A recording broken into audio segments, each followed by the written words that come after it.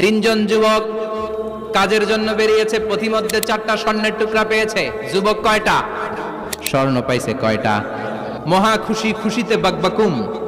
4টা স্বর্ণের বড় বড় টুকরা পেয়েছে। আমরা আজীবন খেলে বসে খেয়ে যেতে পারবো, কিচ্ছু লাগবে না আমাদের। 3 বন্ধু বলে ভাগ করি, আরেকজন বলে ক্ষুধা লাগছে।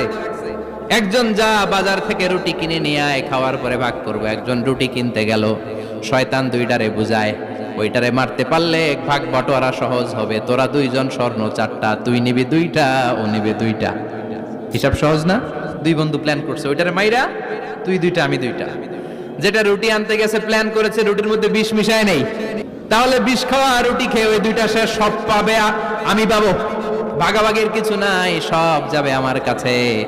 4টা স্বর্ণের টুকরার মালিক আমি। রুটির মধ্যে বিষ মেখে নিয়ে এসেছে। ওই 2 বন্ধু প্ল্যান অনুযায়ী ওইটারে ধরে মেরে ফেলছে। এবার মহা খুশি। এক বন্ধু